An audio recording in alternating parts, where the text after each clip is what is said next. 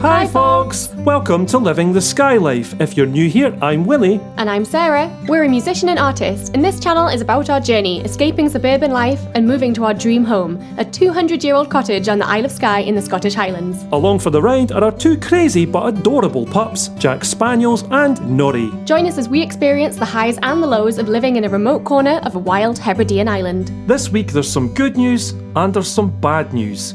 The good news is that our pal Richard is back to help with my boat restoration project, taking on the major task of completely redoing the engine controls, replacing the dodgy old ones for brand new. The less good news is that we found a lump on Jack's tail, and he's really not been acting like his normal, energetic, bouncy self. We want this channel to show both the positive and negative aspects of our life on Skye, so we're sharing the rollercoaster ride of emotions that inevitably comes when a loved one's unwell and needs several nerve-wracking trips to the vet. If you don't already, please hit that subscribe button to stay up to date with our weekly adventures. Join us as we continue. Living the Skye Life.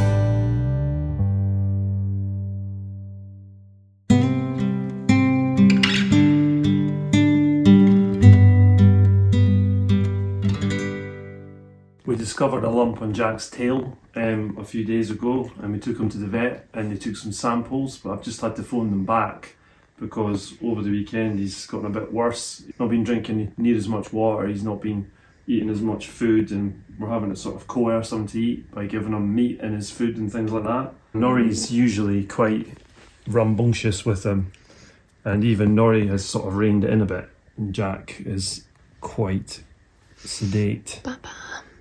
I think he's quite poorly. He won't let us near his tail because it's sore, and I bet it's sorer now as well because they had to take a little sample from it to send to the lab. And as I say, I've just been on the phone with the vet, so we're just waiting to hear what they say. We've just got to wait for the phone call, and then I don't know if we'll have to take him in again today or just watch him and do what we can, but you're very lethargic, aren't you, buddy? We're going to fix you though. You'll be fine. We're going to give you lots of treats, lots of curls, and everything's going to be okay. Isn't that right, Mr. Spaniels? Yes, Daddy. Do you like sausages? Yes, Daddy, I do. Would you like a sausage? No, I'd like two. Hi, pal. Your brother's not feeling too well.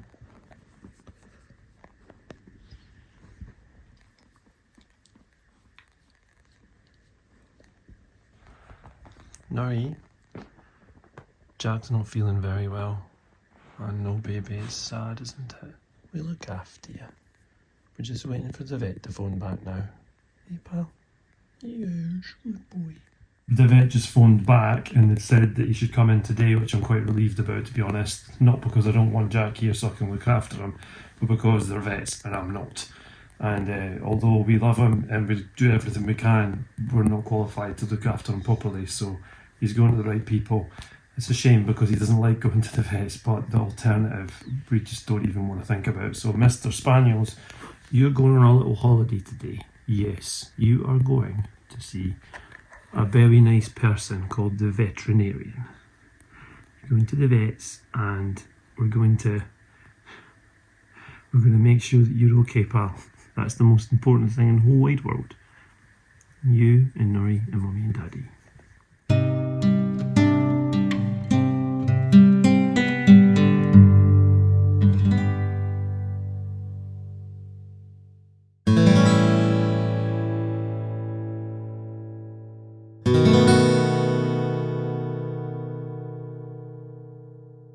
If you've been watching the channel for a while, you'll know we've got our little boat, Betty.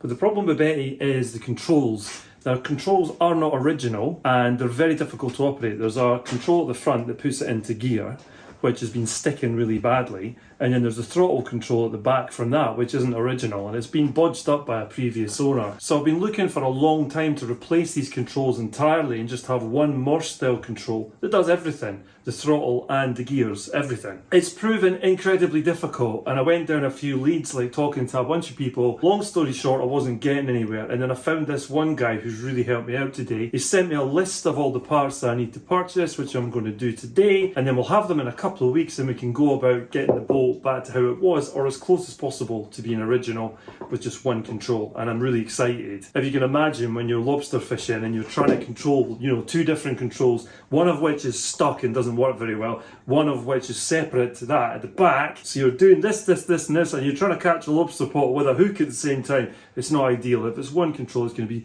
so much easier. So I'm buzzing. I'm really looking forward to receiving these parts, and I'll keep you informed as we carry on restoring the boat to how it would have been when it was new. Anyone wondering what all that noise was? It's this monkey with his birthday present toy, which he does absolutely love. Has to be said, this is going to be the first time either of us have ever worked on boat engine mechanics, any kind of that stuff, so who knows if it's going to go well. I probably won't have much to do with it, to be honest. The way me and vehicles go. So I ordered the parts I needed from Peter at Swordfish Marine, who I would like to add was incredibly helpful, but this isn't a sponsored thing, he just really helped me, so credit where it's due. Anyway, the parts were tricky to track down, some coming from as far as Mexico and Japan, so it took a bit longer than we expected, but it really didn't matter as the boat's not going back until April anyway. Fast forward now to March, and I asked Richard to help me install the new controls. Ladies and gentlemen, please welcome the man himself, Richard. Richard's here because he's come to help me. It's Saturday and we're having a bit of a boys' day in the boat. We're going to put in some new controls. It was Richard's idea actually, wasn't it? Yeah, because there's make it easier for the idiots. Make it easier for the idiots, absolutely. Always agree with that. So we're going to go in there today and we're going to put in some new controls, and it's going to be fun. We haven't done something together for ages. Yeah, that'll be alright. That'll be good fun. Yeah, that'll be fine. Where's the fun spirit, man? Come on then, let's get on with it. The first job was to get rid of the slightly dodgy controls and then install the new ones.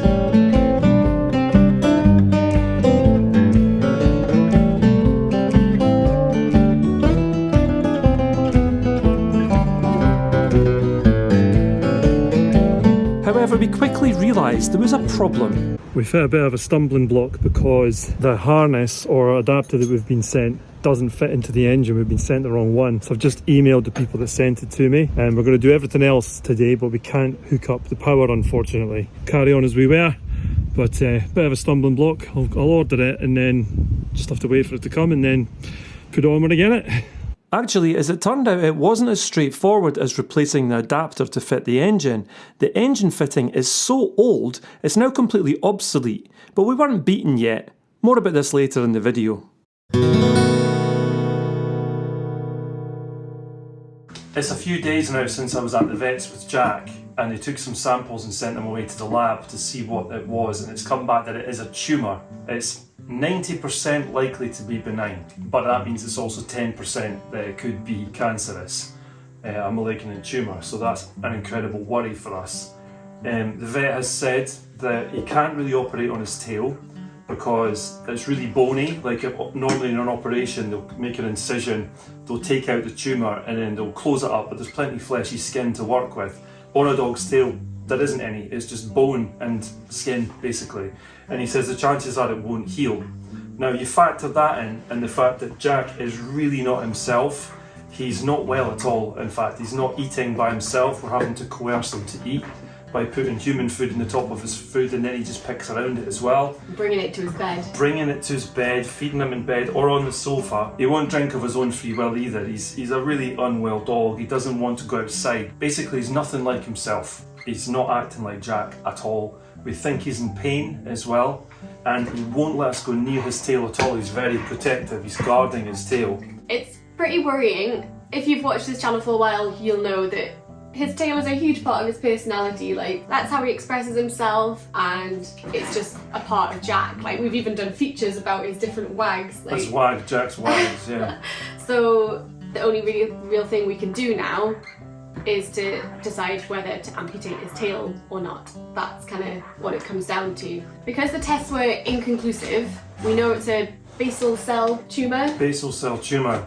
but they couldn't work out whether it was malignant or not from those tests, and it puts them through so much anxiety and stress getting those samples taken, and there's no guarantee they would get a good result on the next one as well. The longer we leave it, if it is malignant, we're just giving it more chance to spread, essentially, which we don't want to do. So we're now, at the moment, we're erring towards the getting the tail off, which obviously we don't want to do.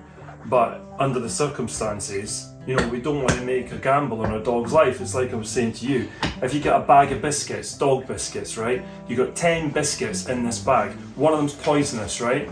You got to put your hand in and then give one to your dog without looking at it. You have no idea what you've given your dog. Would you take that risk? Because I'm not going to. That's a 1 in 10 chance. We are the ones that have got to make that call. So by not doing anything, essentially it's like us that's giving them the poisoned biscuit, you know? 1 in 10. And there is a chance, obviously, that if we do get it amputated, they'll send it off for a biopsy, and there is a good chance it'll come back and say there's nothing wrong, and we'll feel like we've done it for nothing, but we don't know that at this point. Which is the big problem that we've got here. It's a real quandary to be in. It's horrible, but the vet's calling me this afternoon and he's said he's going to have to think about it overnight as well. And of course we've slept on it. Well, I haven't slept much, to be honest. I don't think you have either. We've not slept on it. We've not slept on it. We've lay all night and worried about it. So ultimately, at the moment, we're swaying towards, you know, get the tail off, kill the risk, you know, of it spreading, of anything more sinister happening. But then the vet is also going to come back with his opinion today as well. It's not something we'll go into lightly at all. No. Because it's a huge change for a dog. But it is possible for him to just keep on having a long and happy life after the tail is gone. But it's just a horrible thing to consider right now. I mean, look at this is not Jack Spaniels. Look at him. And he's not drinking, he's not eating, he won't go outside. We're having to feed him by hand. It's just horrible, and if getting the tail off means that he's going to go back to himself and obviously take away the risk of it being a malignant tumour, I think it's the only real option. Yeah. I mean, what else do you do? Imagine if you're in this position, what do? I don't want to cut his tail off, of course I don't, neither do you. I don't want him to get worse, I don't want him to get more ill, you know, and I don't want to see him like this. It's horrible, it's a horrible position to be in, but I think there's only one option. There we are. There we are. Living the Skye life isn't, you know, we've always said we're going to show everything. It isn't one of those channels where it's all happy jolly. This is life. This is our lives. And unfortunately, this is the situation we're in at the minute, isn't it, buddy? He's in pain and he won't eat, and it's horrible. But we're going to do what we think is best, and we'll keep you posted on this channel. Jack, leave it. Jack, Leave it, Bubba. don't bite your tail. Leave it. Don't bite your tail, pal. Good boy. Good boy. We're covering his tail up because he keeps biting it. And it's obviously making it worse. Jackie Span.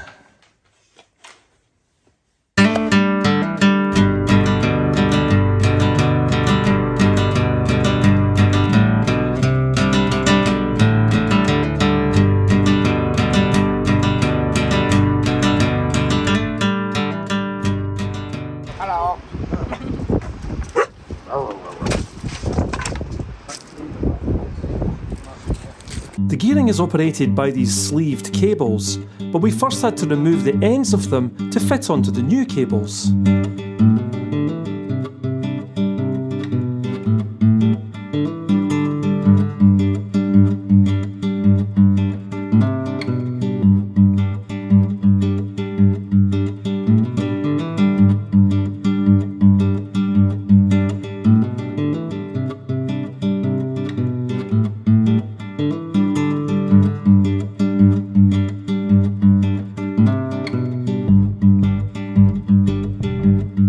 Once the gearing cables were routed and connected, it was time to route the power cable.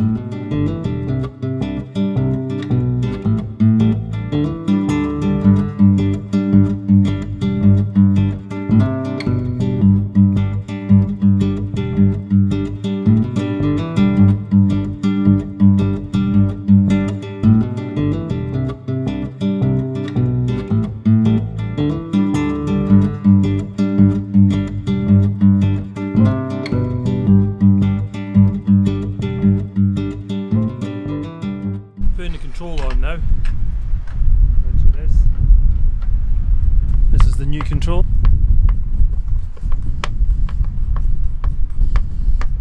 So now when this is done, it won't just be one control for the throttle and one control for the gears.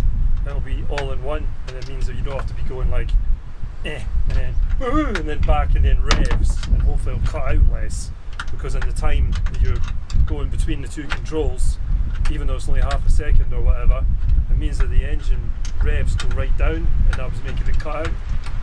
Idiot proof. Idiot proof, it says. I don't know about that. Even I could do it. You'd be alright. You do it better than Willie does. For sure. Richard decided it was a better idea to drill a separate hole to route the power so it didn't interfere with the gear cables.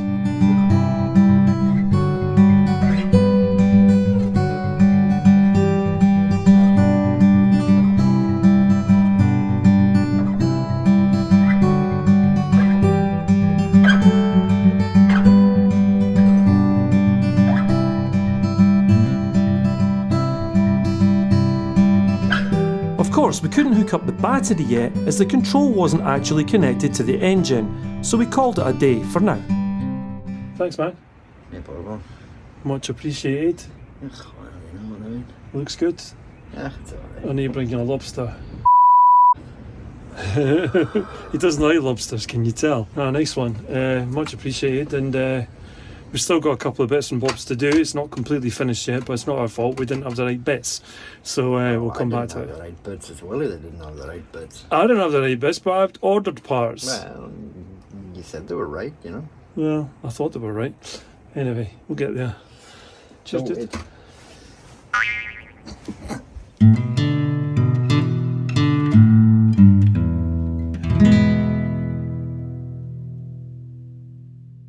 We're in Broadford and we've just been into the vets, and basically his tail's changed, doesn't it? The lump has gone down a bit, so we don't know what to do now.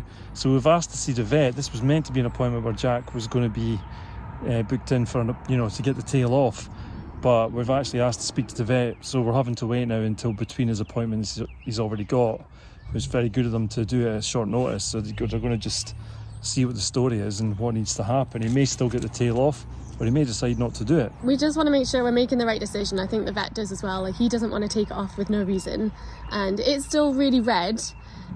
He's been licking it pretty much non-stop, but the last few days he's been much more like himself. He's been eating, like taking himself to his food and his water, and going out for walks. And I was out yesterday with him on the beach, and I was just like so happy with his tail, and I think you guys love it as much as we do, seeing him with his tail and looking so happy. And we just want to make sure if it's coming off, it's coming off for the right reasons. Yeah. And we've thought it through, so we're gonna have one last consultation with the vet, see what he thinks. If it's gone down, hopefully that means that he doesn't have to lose his tail. Well, I hope not, but at the end of the day, if it has to come off to keep him safe, that's the most important thing.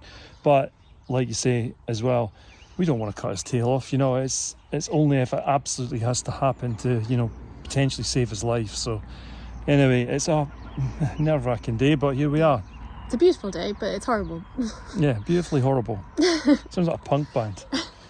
Right, well, yeah, that's the update.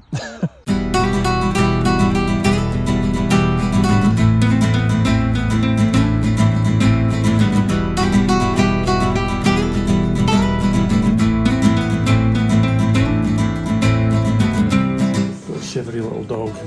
Jack doesn't like the vet. Doesn't like going to the vet, does he? With good reason today.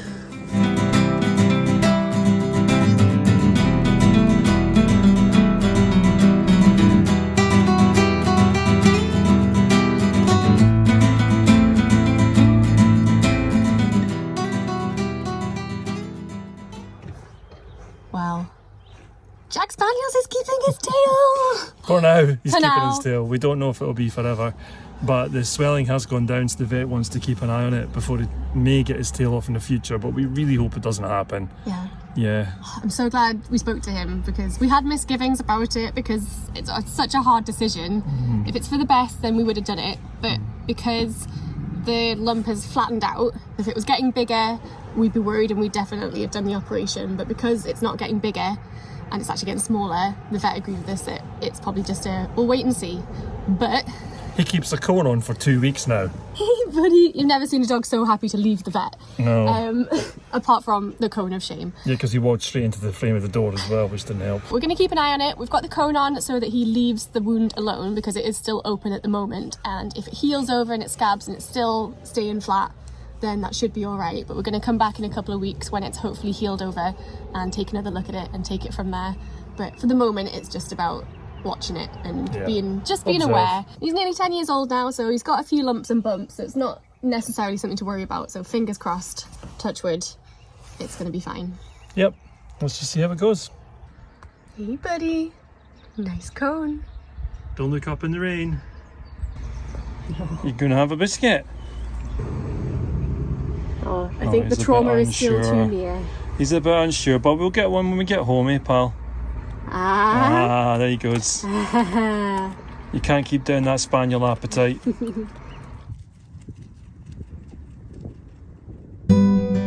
After the stress of the vets, Jack and I could really use a walk outside, so we went to Sliggakin and look at this view. Isn't it amazing there?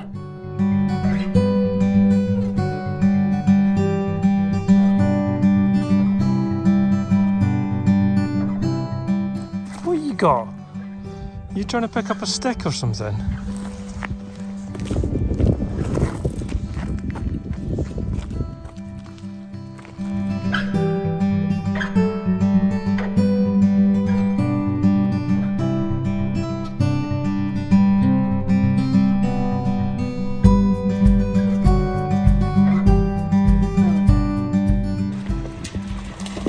Whoa, easy, easy. You have to go slowly, pal. Go slow. Do I need to rescue you? Oh, God. I haven't even got hiking boots on. Jack. Oh, man. Oh! You fooled me. You tricked me, folks. Here I am, standing in my normal boots. And I thought he was stuck on that rock. You got a sense of humour anyway, in spite of your cone. Yes. No, don't try and go over there, Jack. Know your limits, pups. You can't do that, I'm afraid. As always, folks, thank you so much for watching our video. We really hope you enjoyed it, and if you did, please do leave us a like, a comment, or subscribe if you don't already. It's free to do, helps our channel to grow, and you get notified when our new videos come out, which is every week, Sunday night, 6 PM UK time. And just to let you all know, it's such a huge relief that Jack is so much better. We're not out of the woods completely yet. We've got to go and see the vet one more time just to have a look over the tail, but the swelling's going right down. It's virtually gone, isn't it? Yeah, it's healing. He's not been licking it. And he's just seeming a lot more lively and bright-eyed and bushy-tailed than he was before. Himself, really. So send some good vibes for Jack Spaniels. Yeah. And if you did enjoy the video and you'd like to support the channel further, you can do so over on Ko-fi. You can buy us a coffee or the dogs a wee treat, and what I really mean is, you help with the running costs of making these videos every week. But lots of treats for the dogs this week. And we will give them lots of treats this week. Or if you want to help us out more long term, you can join our amazing community over on Patreon, where you get bonus content for helping us out each month. If you're interested in our creative endeavours, you can go over to Sarah's Etsy store for her artworks, like this.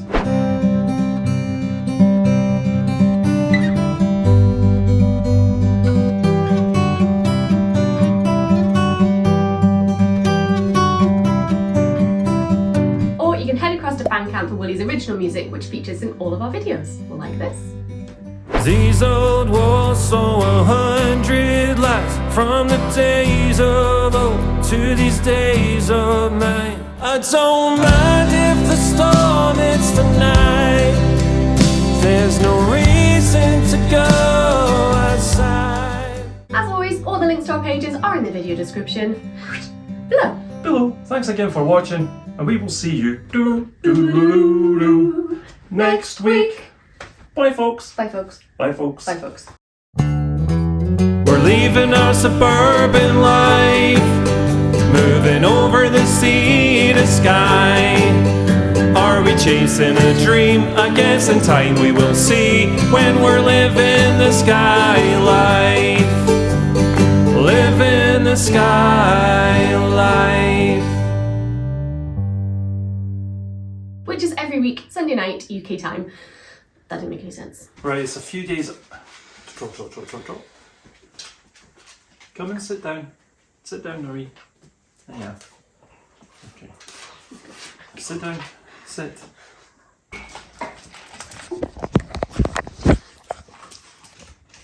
Yep. Nori? Nori! Nori! Nori! What are you doing in there? You're not allowed in the spare room, you know that. Yeah, Paul. Shut that door. Hi. Right. Let's start again. Start again. It's a few days after I was at the vet with Jack, and they've taken samples and they sent them away to a lab. It's a few days since we were at the vets, and never worked with kids or animals. Did you point that way or that way? I did that. Oh, that's good. That's me that way, yeah. Right. So, as you know, we've got our wee boat, Betty. Drop the toy. And the same with water. He won't drink of his own free will either. You having fun, Nori? Nori.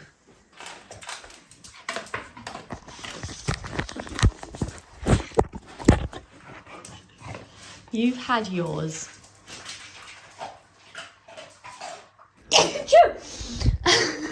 Well done. Sorry, boys, I was holding in a sneeze.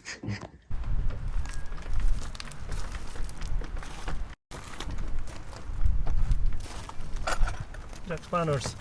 Hey, Jack Spanners. Doing. Keep going. Eat it all, pal. Nori will eat it if you don't. Good boy. Good boy. Hello, Nori. Hiya. Yeah. Because the test didn't. Thanks, Nori. Really helped there, Excellent. Nori, with your... Professional. Bye, folks. Bye, folks. Bye, folks. Bye, folks. Bye, I folks. forgot that. You forgot it? I forgot it. Because we don't do it every week or anything. Bye, folks. Bye, folks. Bye. It's not always about you, Nori. Click here to subscribe to live in the Skye Life. Click here to go back to the start of our adventures with our very first episode.